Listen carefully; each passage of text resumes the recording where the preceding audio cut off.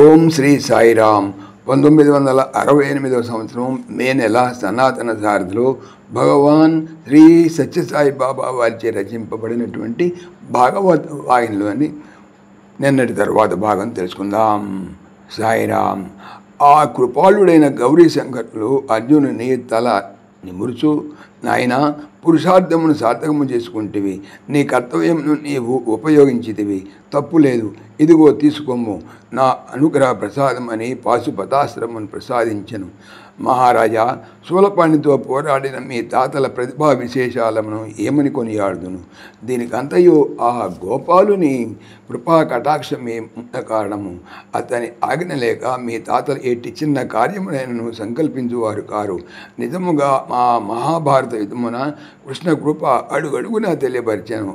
అనుభవించిన పాండవులకు తప్ప అన్యులకు అర్థము కాదు అని వ్యాసుల వారు తన కంటి నుండి కారుతున్నటువంటి ఆనంద భాష్పములను అంగవస్త్రముతో తుడుచుకుంటుండా పరీక్షిత్ మహారాజు భరించలేనటువంటి ఆనందముతో పెదవులు అదురుచుండా, కంటిదారులు కారుచుండా గద్గద కంఠముతో, మహానుభావ, నేనెంత అదృష్టవంతుడను, అట్టి మహావీర సాహస పరాక్రమ పరమ భక్తులైన ధర్మమూర్తుల వంశములు జన్మించి తిని ఊరగా జన్మించుడే కాదు, సాక్షాత్ దైవాంశ సంభూతులైన మీ వాగ్రసము ద్వారా పవిత్ర జీవుల అనుభూతులను కన్నరంధ్రముల ద్వారా గురులుచున్నాను.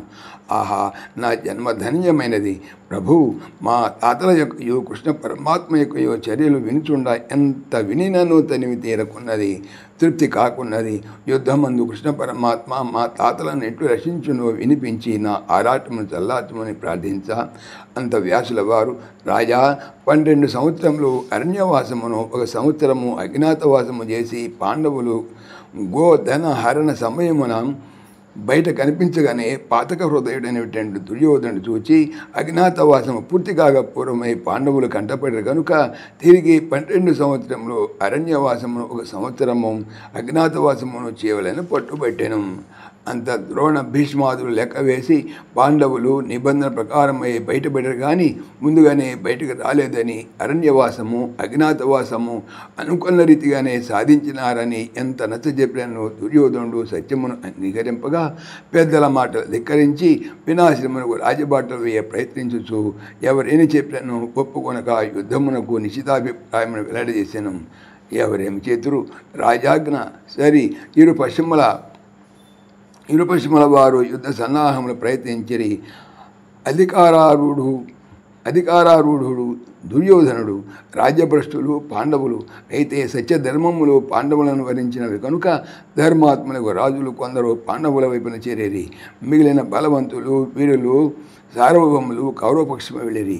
ఇట్లు కౌరవపక్షము 11 అక్షౌహిణీల సేనయు, మీ తాతలైన పాండవ పక్షము 7 అక్షౌహిణీల సేనయు సిద్ధమాయను. అయితే అర్జునుని రథమునకు సారథ్యము గోపి వల్లభుడే వహించెను. ఒక రథమునకేమి పాండవుల జీవితములకే నాయకుడయ్యను. ఇక పాండవులకు కొదువేమి. అయితే నటన సూత్రధారి నాటక రంగమున అర్జునుని పాత్ర విచిత్రమైన మార్గమును ఎదురు తిరిగాను. దశేషం వెలుగు వచ్చే నెలలో తెలుసుకుందాం. సాయిరామ్.